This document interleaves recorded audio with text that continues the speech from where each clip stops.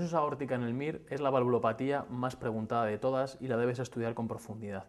Nos preguntan generalmente un caso clínico como el de la pregunta para que reconozcamos su diagnóstico o bien cuándo decidir una actitud quirúrgica. Piensa que la estenosis aórtica es una patología que se tolera muy bien a lo largo del tiempo y que no hay que hacer nada hasta que aparecen los síntomas. Cuando aparecen síntomas el pronóstico es muy malo. Tienes que recordar los 3 síntomas capitales de la estenosis aórtica severa cuando da síntomas. El primero de todos en aparecer es la angina. Es una angina que típicamente es de esfuerzo. ¿Por qué se produce?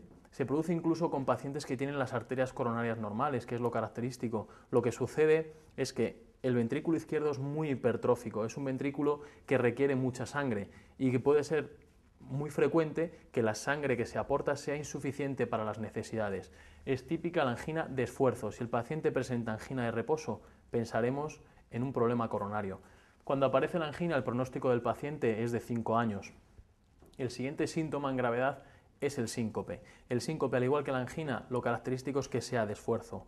¿Qué es lo que ocurre? Los pacientes con una estenosis aórtica severa tienen una obstrucción fija muy severa a la salida del ventrículo izquierdo, es decir, les cuesta mucho mandar sangre hacia la aorta. Cuando se hace un esfuerzo físico, lo que sucede es una caída de las resistencias vasculares sistémicas. Cuando caen las resistencias, lo que se pretende es aportar un mayor aflujo de sangre, sobre todo hacia el músculo esquelético. ¿Qué es lo que sucede en los pacientes con estenosis aórtica? Por ese agujero estenótico solo entra un gasto cardíaco determinado.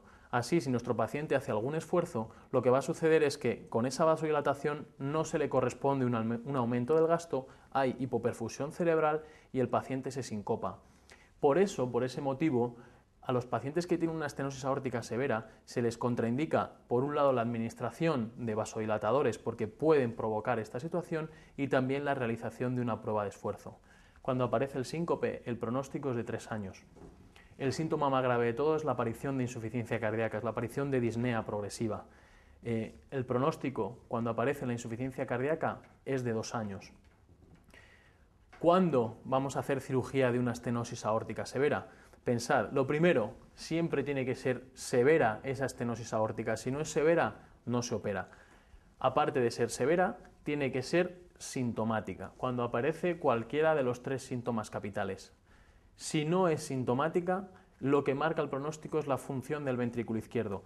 Una estenosis aórtica severa con disfunción ventricular izquierda es indicación quirúrgica. Y no podéis olvidar el caso especial de los niños y los adolescentes, que a pesar de que sea asintomática y bien no haya disfunción ventricular izquierda, una estenosis aórtica severa debe ser operada porque tienen mayor riesgo de muerte súbita. Por último, es muy importante que aprendas a reconocer la auscultación típica de la estenosis aórtica severa. Este esquema, el que tenéis en el manual, es muy sencillo de reconocer, pero tenéis que razonar por qué sucede.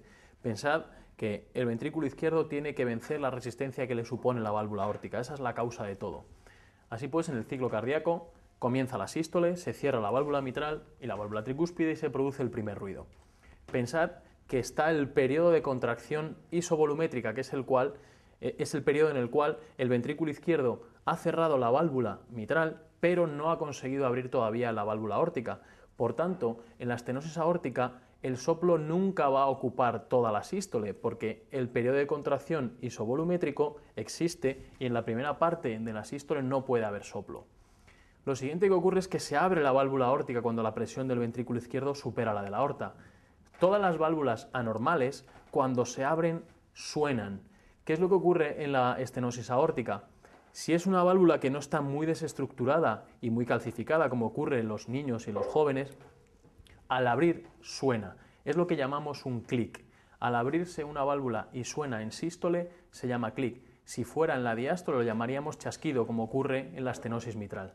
Una vez que se ha abierto la válvula aórtica, se establece el gradiente y empieza el soplo.